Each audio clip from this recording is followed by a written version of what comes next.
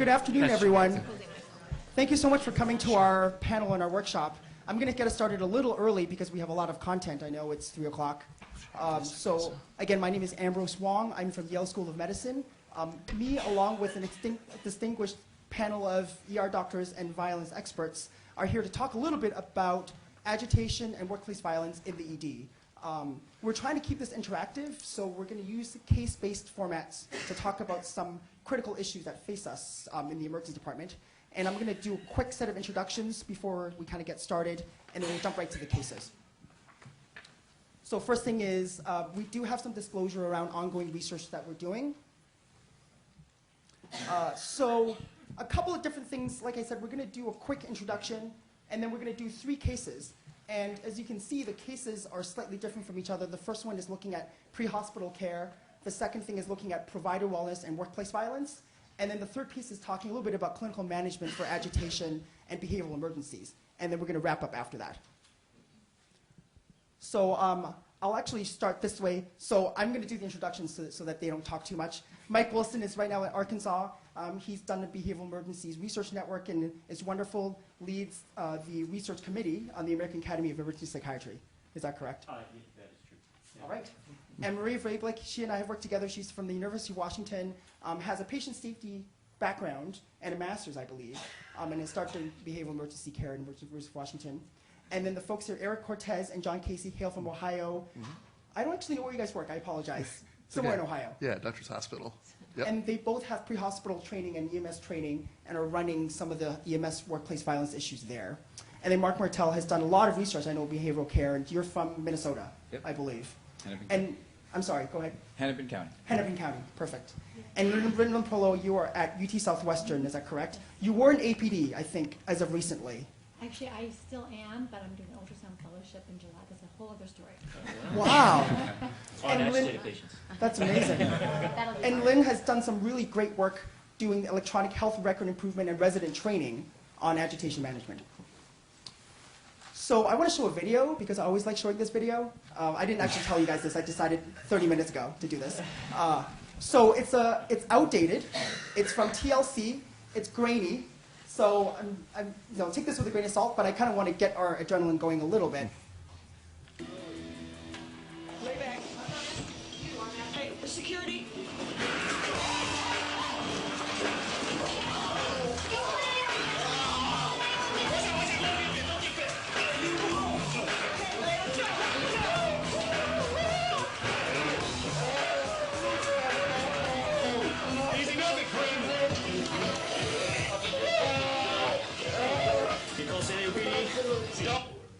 All right.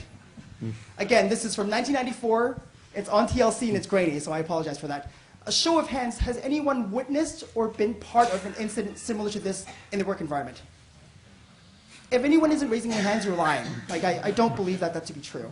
So we all know this is happening, but I think we here, as ER doctors, have realized that we aren't doing enough to take care of this. And we're hoping to give you some tools and some skill sets to take back to your own ED so that you can do this better and to make sure you guys are practicing safer.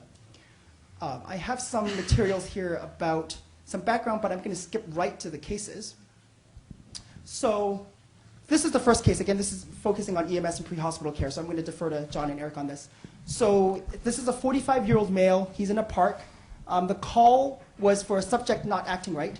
And when you approach him, the EMS crew notes that he's clenching and unclenching his fists and yelling out to someone that isn't there. As they exit the vehicle, he turns his attention to the EMS providers, lock eyes, and starts walking towards them. So, do you guys mind talking a little bit about that? And then I want to hear a little bit from the rest of the panel as well. Absolutely. I think you're good to go. Are you going to put that? Can everybody hear me? All right. So when we think about this case, this is a very difficult scenario. And you need to understand the capabilities of your EMS agencies and your EMS providers. There are national scope of practice guidelines that delineate the 4 different levels of EMS providers: an emergency responder, which is your classic first responder, law enforcement officer, your EMT, your advanced EMT, and your paramedic, which would have the highest scope of practice. Scope of practice is regulated at the state level, but there are national guidelines. Another issue to consider would be your local EMS agency's protocol. And protocol is determined by the EMS medical director for that agency. So for a provider to be able to verbally de-escalate, to provide physical restraint or chemical sedation, they would have to be trained in it, it would have to be within the scope of practice for their state, and they'd have to have a medical protocol specifically for that physical restraint or that chemical sedation. Another consideration would be your location, whether you're urban, suburban, or a station that's more out, and your transport times which correspond to your location. It's one situation if you're 5 minutes away from an emergency department. It's another if you're 35, 40, or 60 minutes away from an emergency department. And with that, you need to consider whether EMS providers can involuntarily hold somebody that doesn't have mental capacity, if they can restrain somebody before transport, if they can sedate somebody during transport, and whether law enforcement would need to accompany the patient either in the vehicle or tailing behind the vehicle as well. Hello, everybody. So, I particularly have an affinity for this case. It's one that I have, unfortunately, intimate experience with. And one of the things that you have to think about with pre-hospital providers, and it's often overlooked, is the fact that, you really only have two legs to stand on, right? You have their experience and their education. And unfortunately, in the education that they get on psychiatric training, it can be very different depending on where they're at, what type of program they're doing, how many hours they go, where do they do their psychiatric rotations. All of those things can create providers that are variable in how they're going to respond to the situation, right? So you take Eric's comment, first of all, you've got varied levels of providers. And then second, you have variable levels of experience, right? Because when this guy locks eyes with you and is walking towards you, all you have is your education, experience, and perhaps body mass, right? Those are your go-to options. That's all you've really got. So you have to think about the pre-hospital environment for what it is, which is truly an unregulated, wide open space, right? In the emergency department, yes, it's a chaotic environment, but in the field, this could be a situation, where this particular case is there are lots of people around, right? Maybe some people that could help the EMS providers, or maybe this is just a solo person out there that's talking in the air, right? Maybe this is a person who's having a schizophrenic episode, or maybe this is somebody that's in a delusional state from medication.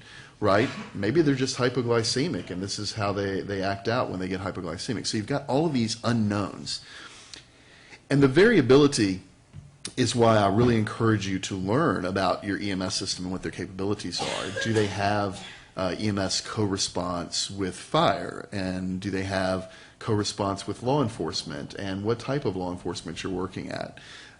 So it's really important.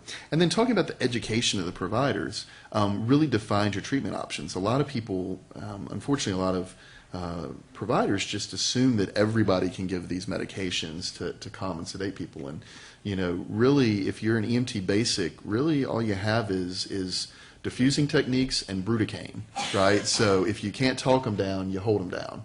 And if you haven't trained on how to do that, and do it properly, or you have a minimal crew response, right, to providers. In the hospital setting, we always talk about, 4 providers at a minimum plus a 5th as a safety is the minimum you would look, 1 person per limb. You don't have that with a typical EMS response unit. So the numbers become a really critical game. And that's kind of my thoughts on how to approach that situation. Thank you so much, guys. So I want to turn to the rest of the panel. What experiences have you all had with pre-hospital staff, and what other interventions or recommendations you might have for the audience about how to help them take care of these patients better and more safely? I wanted to make a quick comment. First, Ambrose, I wanted to say thank you for the TLC image not having any one of the panel members on it. So thank you. I think Ambrose was holding the camera. I think one of the key points of pre-hospital, everything we talked about, education, provider capabilities, medications that are available, are all key. But one of the things that are really important to me is actually communication that occurs when the patient makes it to the hospital. Really making sure that it's understood where the patient was at when they were first seen, what medications were given.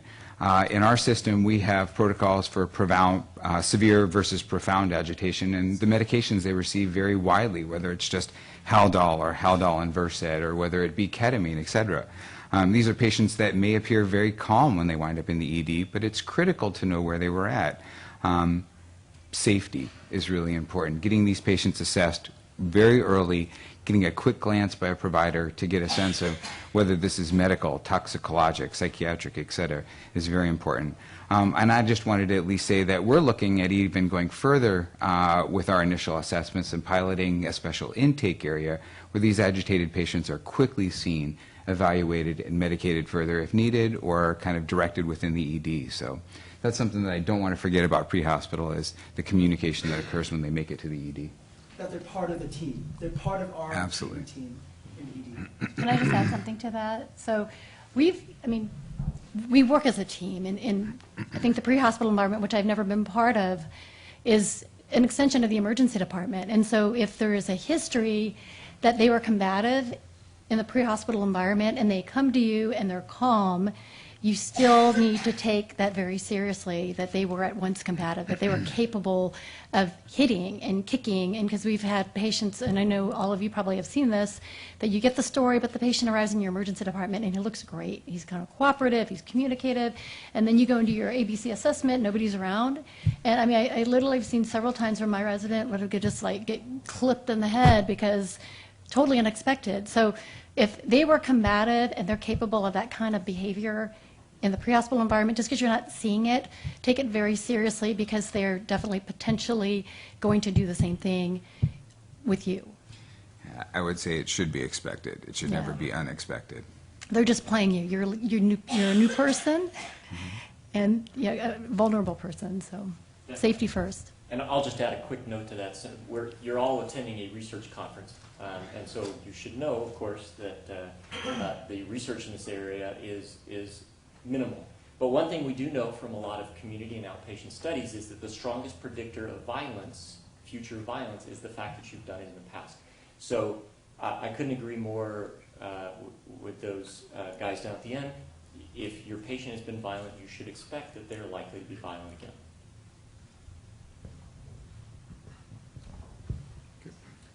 If the panel has nothing else to add, I want to open up to the audience. Does anyone have any particular questions or comments about pre-hospital management of agitation and workplace violence? Does anyone want to really know what happened in the case? So actually, this was a case, I don't think I told Ambrose, this was the case that I submitted. And I submitted it because before I was a physician, I was a paramedic firefighter. And this was my third call as an EMS provider. I was dispatched, we were a rural crew. We weren't dispatched with EMS with law enforcement backup. I was with another inexperienced EMT. We were a basic crew. I had received about 3 hours of training on psychiatric emergencies, most of which was hold them down and call for help. And then I realized that we actually were supposed to be the help. The guy locked eyes, fortunately, with my partner, who was much bigger than I was, which should tell you something. And so clearly he had demented thinking. He approached him, he walked up to him, and he dropped his eyes to the ground, looked up and said, "I need help. Would you please take me to the hospital?" No violence ensued, everything was good. But that was the day that I realized that this was real, right? That could have played out completely differently, and I was ill-equipped to manage that as a pre-hospital provider. And remember, if you're an EMS medical director, you have folks that are working under you that are no different than I was when I was that green. So, Thank you for sharing that, John. Appreciate it. Any other questions from the audience? Or comments?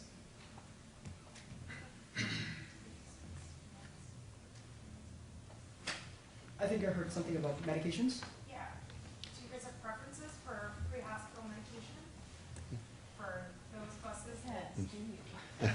Do we?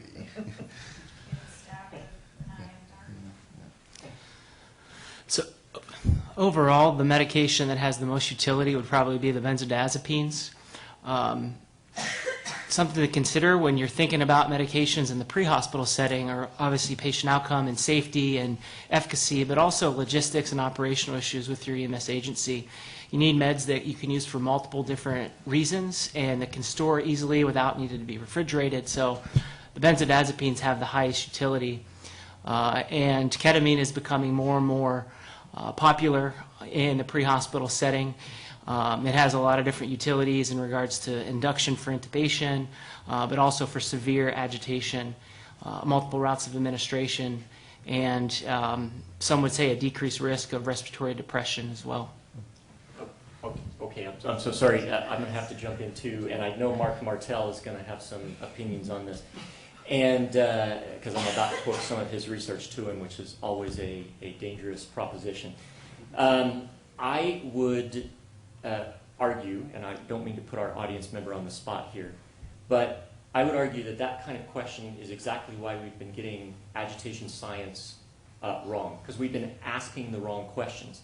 We shouldn't be asking how to treat something until we know what it is that we're treating. And you wouldn't do that in any other sphere of medicine. In the emergency department, you wouldn't treat something until you had a pretty good idea of why you were treating that particular thing. But let's talk about medications. I think benzos are great if your patient is methed out or if they're withdrawing. If your patient is actually alcohol intoxicated, it may not be the appropriate treatment. Ketamine, I personally do not use, based on actually Marc's research that he did with a guy named John Cole, who's not here today. No, I'm right here. Oh, there you go. I'm sorry. So I'm now presenting John's and Marc's research to both of them. And I think I saw Michelle Byers come in too. So I think if I get this wrong, Hennepin is probably going to come down to Little Rock and yell at me. We're already coming, Mike.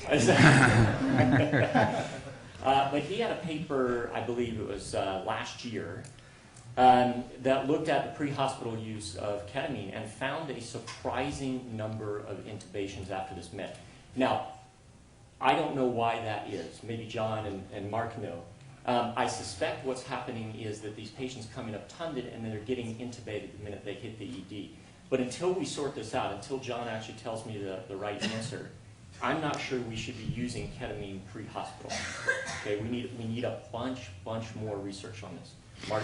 So I would actually say that this is John's research, so I'll invite him to give a few words in just a couple of minutes, but I'll go out there on a limb and say that I think that your point is very important, Dr. Wilson, and it's guided a lot by the beta guidelines that have come out in the last couple of years. I think knowing what you're treating is critical in the management of the agitated patient. We can get this wrong, and it can have bad outcomes. The reality is that I think each of these drugs have their role pre-hospital. Some people might say that the data that was presented at Hennepin with the ketamine research initially was skewed. Some might argue that it was skewed by someone on this panel who practices at Hennepin. Sometimes he believes he practices in a vacuum in the middle of the night. That data was definitely skewed by me in my practice, and I admit it because the hospital doesn't always run the same way at different times of the night or at different times of the day. And the agitated patient who was agitated 20 minutes ago and wakes up in the ED an hour later isn't safe whether they've received midazolam or Ativan or Haldol or ketamine in my mind. And sometimes a tincture of time is good for all involved, including the patients. And so some of that data was influenced by my practice. The reality is I think that we will have some more answers with the science that's going on right now here in the very near future. But with your permission, I'd ask Dr. Cole to weigh in quickly on his research. That sounds good to me. I'm going to steal that time away from the third case, though, just to let you know in advance. But absolutely, please. I would appreciate that. Okay. No, it's okay. Sorry, how can I help? Don't be sidetracked by my skewing your data. But Mike, were you kind of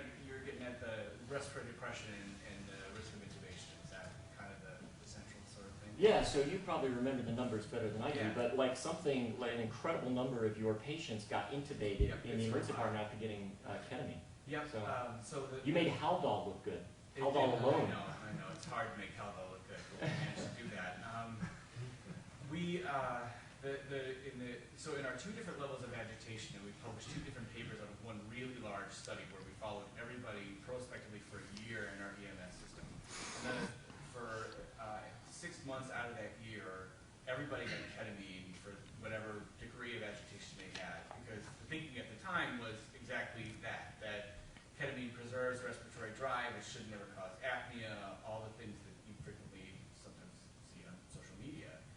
And what we observed is the intubation rate was substantially higher no matter the degree of agitation you had. And so in the people who had the highest agitation scores, which is the paper that just came out at the end of 2017, the intubation rate approached 60%, which is really, really high.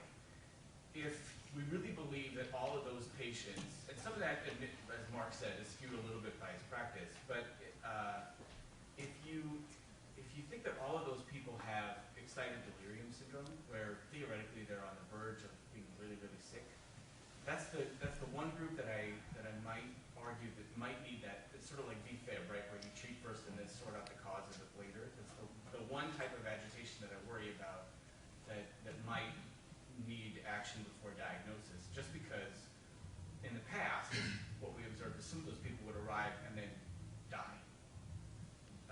And it wasn't super common, but figuring out who those risk factors are for that and who has that is real critical. But I agree.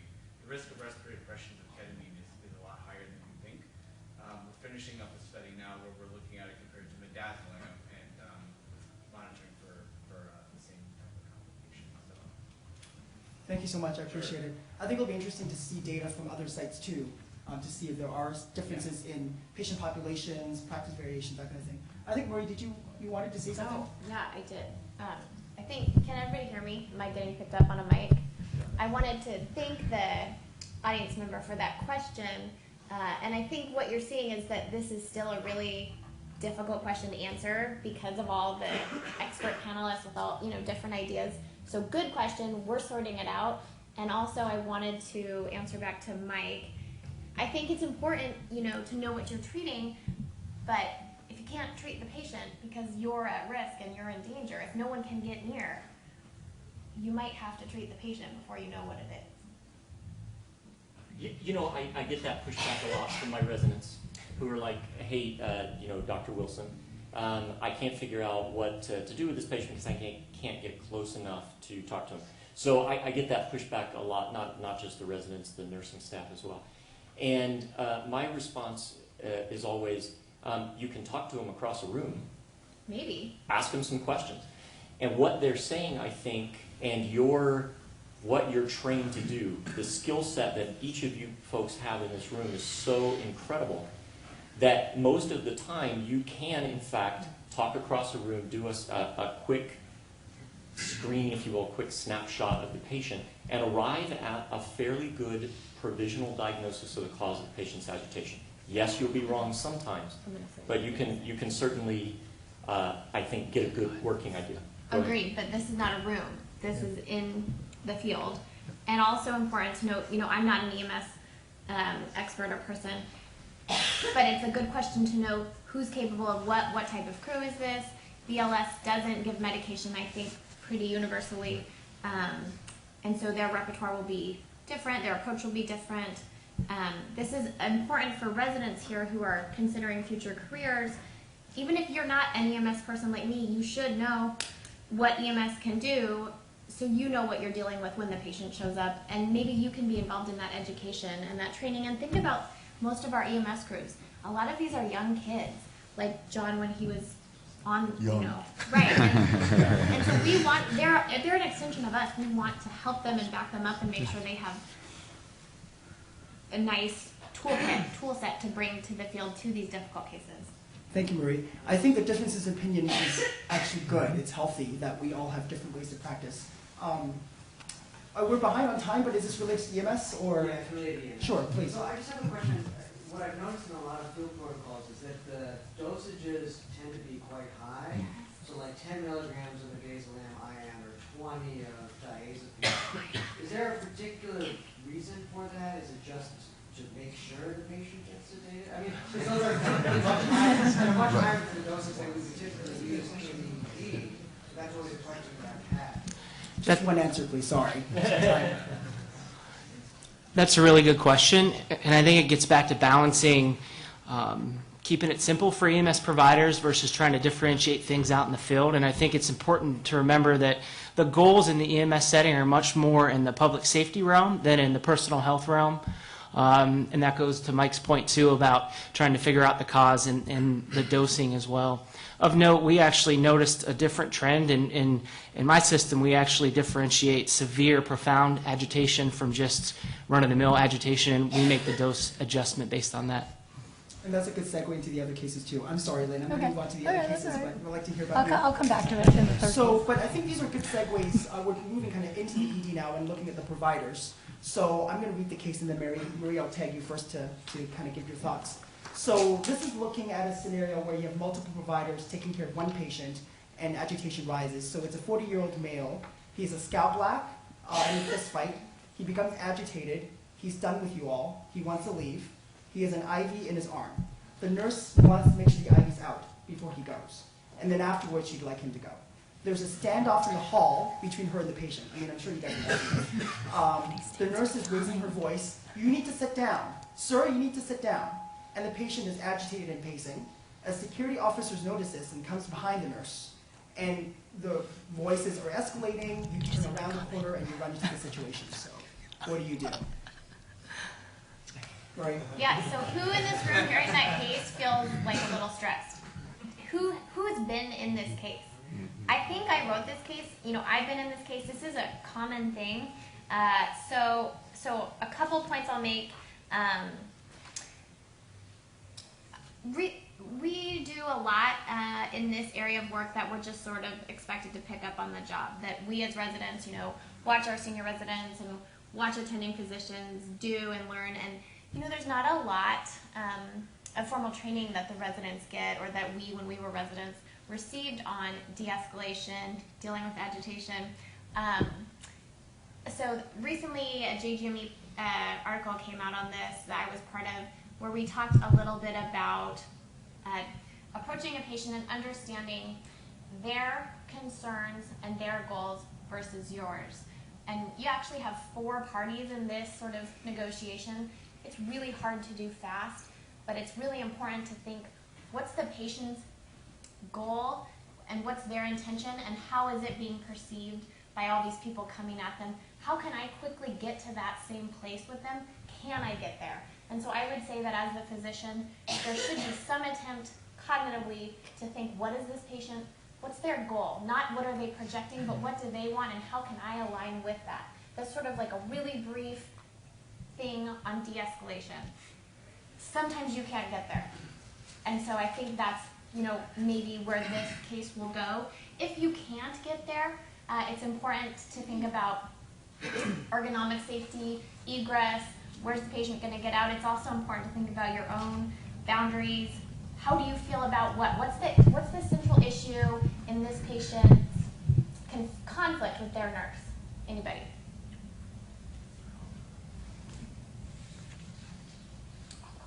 Panel? What do you guys think? It's the IV. The nurse wants that IV out. The patient doesn't care about the IV. So I guess that's central to the nurse. That's going to be a standoff. Have you guys seen the nurses get really upset they want that IV out? So where are you going to align in that issue? Are you going to let the patient go? Are you going to hold the patient down to get the IV out? Is the patient safe to go? If possible, even out loud, you can start addressing these questions. Nurse's name. I know you're concerned about this. Security, thank you for backing us up. I know you're concerned because this seems intense. Patient, what are you concerned about? So let everybody hear you, because in conflict, it's nice to get on the same page, and sometimes you're not there, so start doing it out loud. That's going to help de-escalate at least your team members. I think I'll stop and see if Lynn wants to weigh in. Thank you, Marie. Yes, do I would have love to briefly say about that something. too, and then Lynn will definitely talk to you. I think, echoing what Marie is saying, there's two pieces that I think are most important that I think you guys have also talked about in these notes. The first piece is responsibility, and the other piece is communication.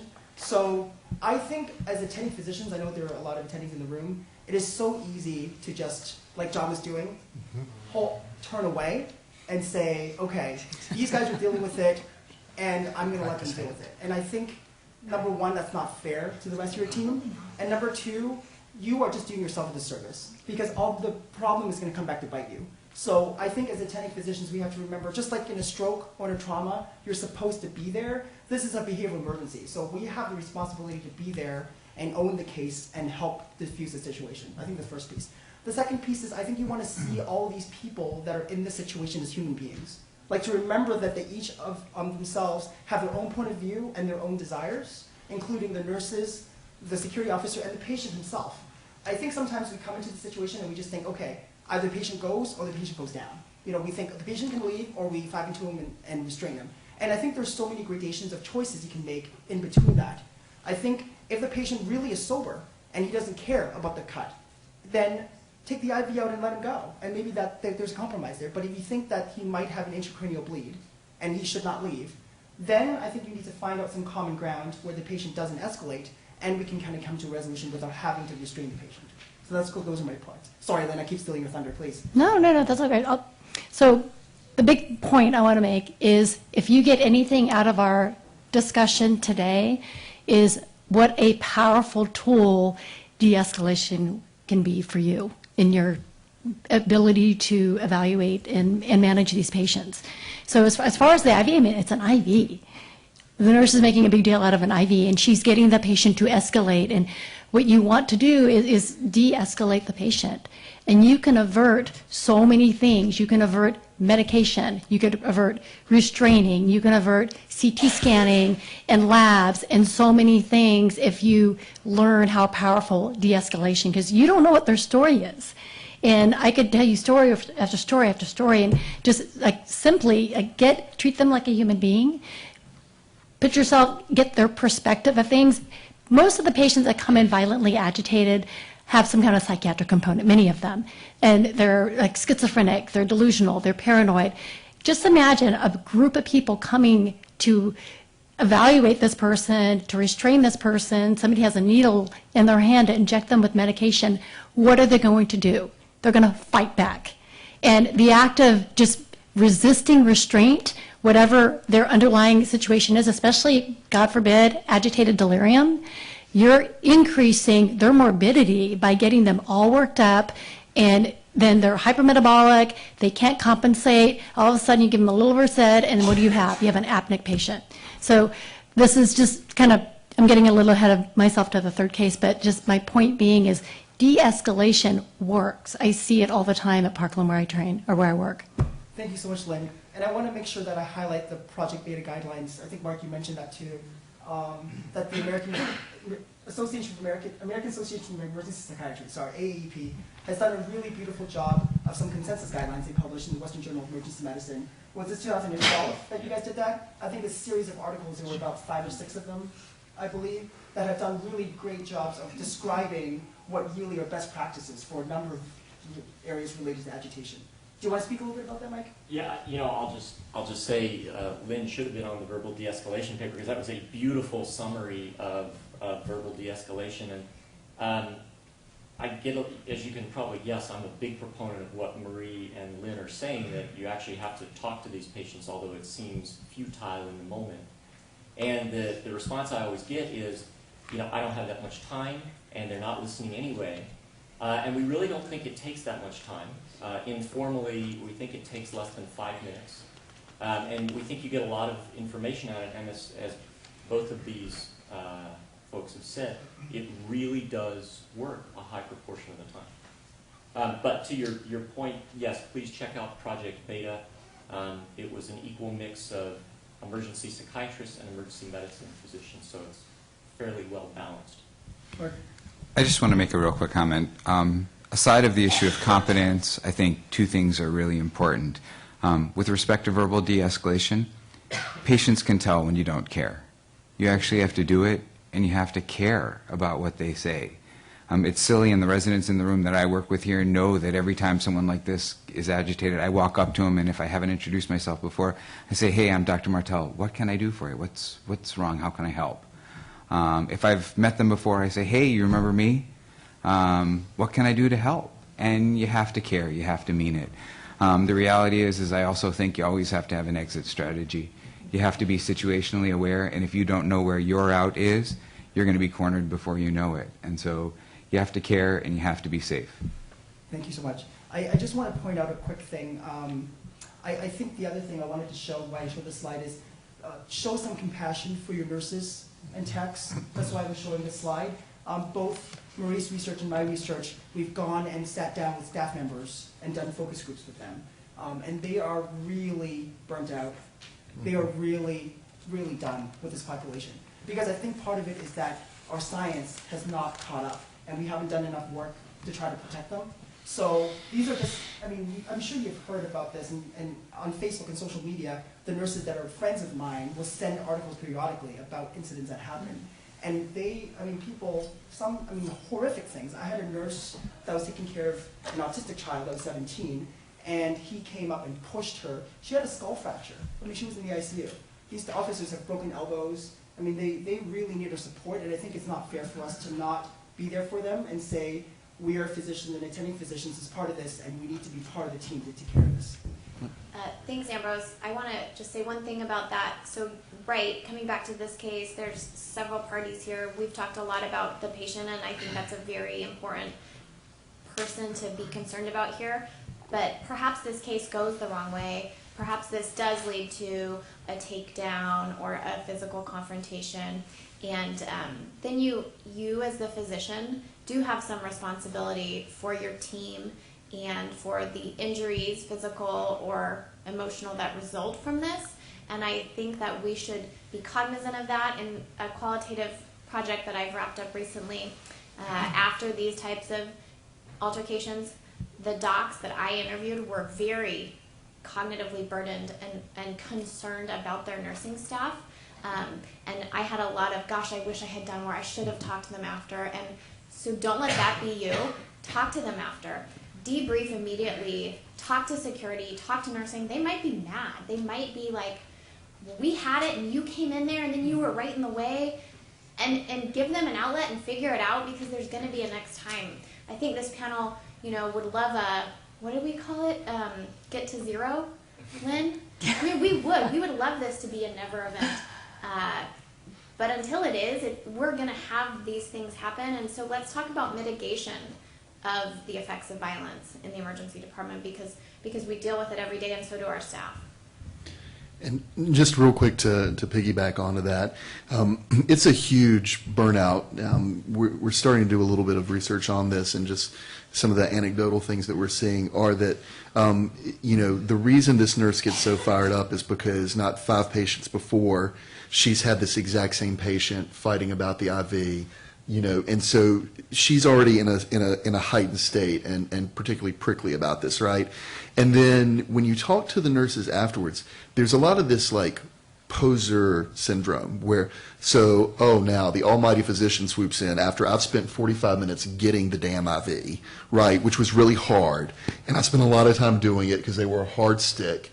And now they just want to rip it out. And you swoop in and you're like, it's okay. And you wave a wand and the IV's out and everything's fine. From that other person's perspective, everything is not fine. And the problem is, if you don't address it, not necessarily in the moment, but within a really short span of time, let the emotions fade at least a little bit and then talk about it, or at least open the subject, then down the line, there's going to be mistrust amongst the nurses to bring you in early on those cases. And you're going to find that you have a harder and harder time managing those cases because they don't bring you in until everything is completely out of control. So it's helping yourself. I appreciate it. I'm going to move on to the third case, and I'm going to take the rest of the group. Oh, I'm so sorry. I totally was not looking at the audience. Sorry, Please. just a quick question. So, I guess I've heard there's like certain instances where you don't have time to look things up, right? So I think the number one thing is like the airway you don't have an extra 30 seconds to look things up. In this case, also seems like it might be one of those things where you don't have 30 seconds and you need to know right away what your plan's going to be. So with the IV, we had some clinical practice variation. At least I'm from Hennepin, and I don't really know the right answer for if it's just an IV or if it is something that we need to take out. I've had the same case and I let the patient go, and then I went up the chain. What's the right response with this? And it turns out they sent the police to the person's house to get the IV. And so, is it just an IV or is it more than that? It's the IV. I think it's just the IV. Unfortunately, I think it, at least from what I understand in Connecticut, the patients have a peripheral IV in place. They're just at risk for injecting drugs, and it's a problem. So they have to remove the IV before they can go. It sounds like there's experts in the room, I guess. I just have a sort of a question for the panel. So let's say that case goes a different way and you can't de-escalate. So what is in your opinion and your experience, what is the safest way to do what we would call a takedown, right? So what is the best way to do a takedown in this case? That actually is a good segue into the third case, I believe, because I think that highlights that particular problem. And I think there's a lot of controversy here, so we'll highlight that as well. Yes? Just also keeping in mind, can we at some point touch on like competence in these agitated patients to either deny treatment or if they want to walk out and manage to get the IV or they're actually safe. So I'm sure this case will touch on that, but can we also bring that into the bigger conversation? I appreciate that. We'll make sure to touch on that. So very quickly, this case is lengthy. I fault you all for writing this. But it sounds like the brief story is that this is a 48-year-old obese male. He has both drug use and mental health issues. He's coming in agitated. He was initially just a little bit tachycardic. And we were referencing the bars here, which I'm sure you guys will speak about in terms of the actual weighting scale for agitation.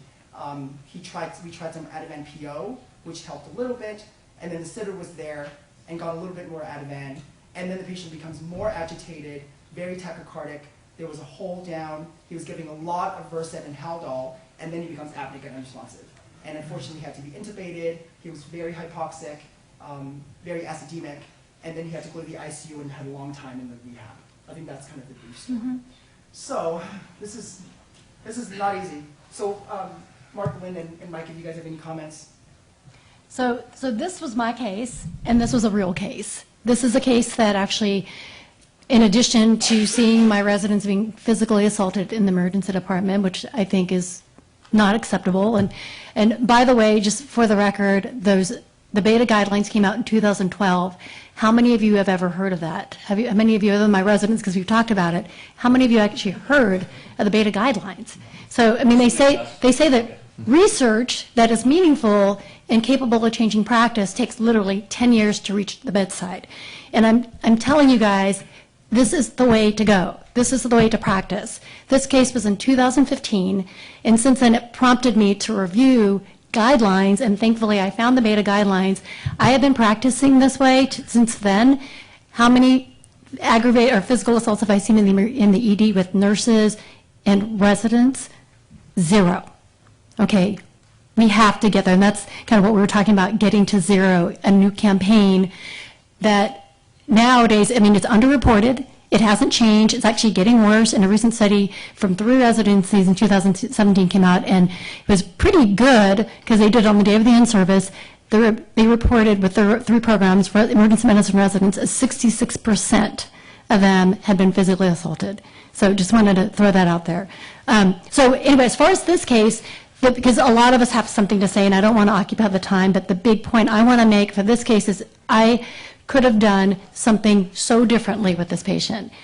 He was assigned out to me. He was waiting to see psych because we do have kind of a mobile psych unit, if you will, to clear them and that kind of thing, or dispo them. And the nurse had come up to me in the midst of a busy shift that the guy was a little agitated. Could I have some Ativan?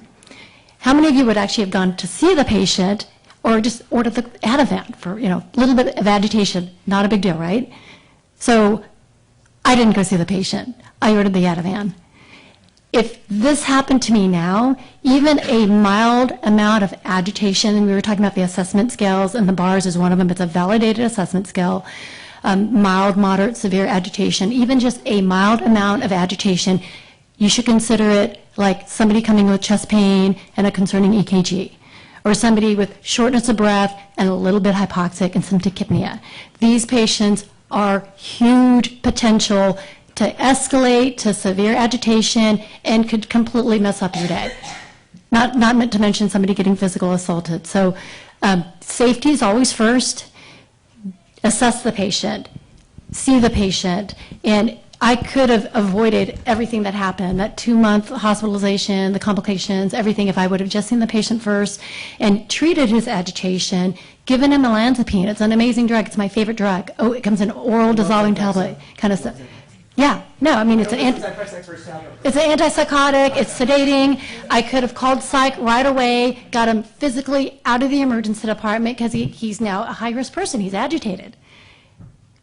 So anyway, everything that happened after that was because I didn't see the patient, I didn't assess him, I didn't give him something early on, I didn't get psych involved, and all those things that we'll kind of elaborate more on, but that's my big point about this case. Quick piggyback on that, Lynn. I totally agree. Rapid assessment of these patients is critical. This is a STEMI. This is another time-critical diagnosis because of the potential for escalation and injury to the patient, the providers, even other patients.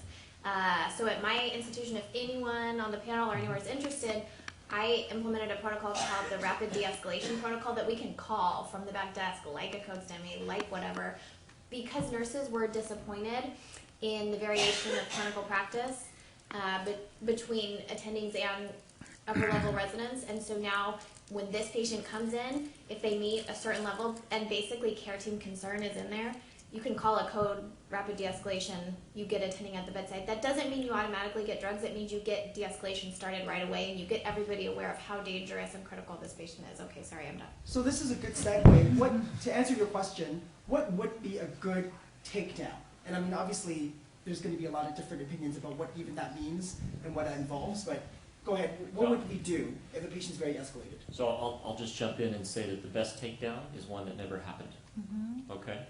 Because you followed Marie's advice and you had a system in place, or you yourself were able to verbally de-escalate this patient. You're able to give them some oral meds, which we know from all of the research we've done and all the research that Marc and John have done are likely a lot safer than the injectables. However, we know that getting to zero is a little bit of a pipe dream, but we should try. If you are forced to take somebody down, you should do it a lot like John mentioned in the first case. You should have lots of people. I always step back and I say I just need to call a few friends. That's my standard line. And my few friends are like 5 very large security officers who come in, and then I say, I'm really sorry, it appears to me that you're really upset, and I would like to give you some medication, and that no goes to a yes about 98% of the time.